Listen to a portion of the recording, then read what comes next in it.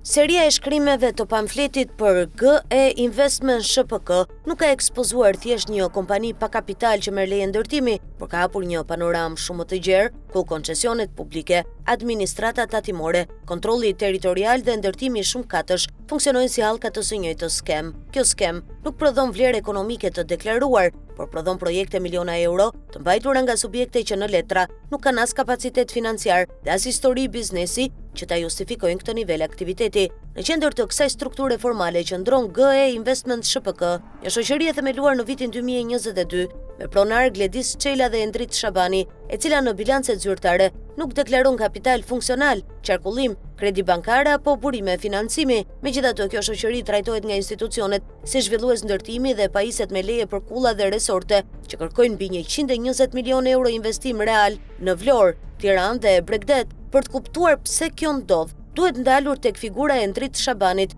dhe tek përfshirja e tij shumë përpara ndërtimit në sektorin e koncesioneve publike, konkretisht tek hidrocentrali Bushtrica. Në vitet e mëparshme, Endrit Shabani shfaqet si përfitues koncesioni për hidrocentralin Bushtrica Hydropower përmes shoqërisë Enolio SHPK, një kompani me kapital rreth 900 euro. Kjo kompani merr të drejtën e shfrytëzimit të një pasurie publike përmes një kontrate koncesionare, ku investimi deklaruar arrin rreth 5 milionë euro. Ky raport mes kapitalit të shoqërisë dhe vlerës së investimit nuk përbën thjesht mospërputhje financiare, por përjashton në mënyrë absolute mundësinë që investimi të vijë nga burime të ligjshme, të deklaruara nga subjekti përfitues. Në kontratën e Bushtricës, Endrit Shabani figuron jo vetëm si përfitues, por edhe si administrator, pra si person që merr përsipër drejtimin e një projekti publik afatgjat, pa pasur asnjë garanci financiare, bankare apo kapital të dokumentuar. Kjo është pikërisht faza ku ligjërisht duhet të funksionojnë filtrat e kontrollit financiar dhe të burimit të fondeve, filtra që në këtë rast nuk kanë funksionuar.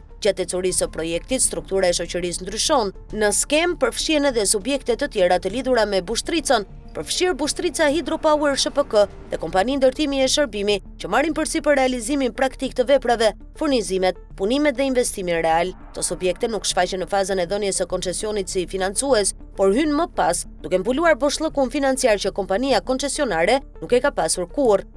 Në terma juridik, kjo praktik përbën maskim të burimit real të fondeve, sepse lejon që kapitali real të futet në projekt pas dhënies së kontratës, pa u verifikuar në momentin kritik, kur shteti i jep të drejtën e shfrytëzimit. Ky është një model i njohur në hetimet për pastrim parash, ku subjekti formal shërben vetëm si mbajtësi së drejtës, ndërsa parat vijnë nga jashtë strukturës së deklaruar. Kur i njëjti Endrit Shabani shfaqet më pas si ortak i GE Investment SHPK, një kompani ndërtimi pa kapital, pa qarkullim dhe pa burime financiare të deklaruara, vazhdimësia bëhet e qartë. Nuk kemi të bëjmë me dështim biznesi apo rrezik sipërmarrës, por me përdorim të subjekteve formale për të mbajtur projekte me vlerë të lartë, ndërkohë që burimi real i paras mbetet i padukshëm. Kjo logjik nuk do të funksiononte pa një kontroll territorial të dobësuar. Vëllai i Endrit Shabanit, Olti Shabani, ka ushtruar funksion si inspektor në IKMT dhe është shkarkuar nga detyra për korrupsion pas publikimit të materialeve që tregonin ndërhyrje në proceset e kontrollit. Ky shkarkim administrativ nuk është shoqëruar me ndalim aktiviteti ekonomik apo ndjekje penale,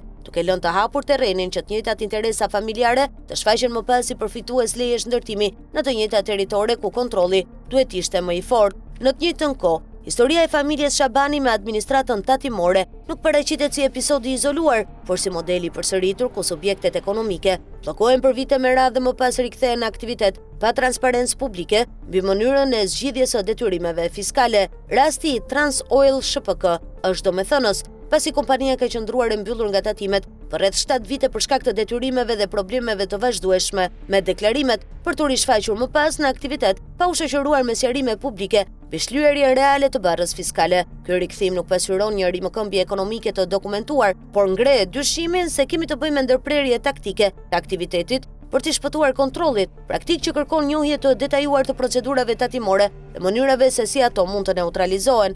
Në këtë vit sjellje futet edhe Maiden Bags SHPK, ku administrator rezulton Olti Shabani, kompani që regjistron rritje të shpejtë të kapitalit dhe aktivitetit në një periudhë të shkurtër kohore, pa pasur një histori biznesi që ta justifikojë këtë zgjerim. Kur këto zhvillime lexohen paralelisht me praninë e Aldo Çelës, ish funksionari i administratës tatimore dhe vëllai i Gledis Çelës, ortaku të GE Investment, lind një pyetje konkrete dhe e pashmangshme.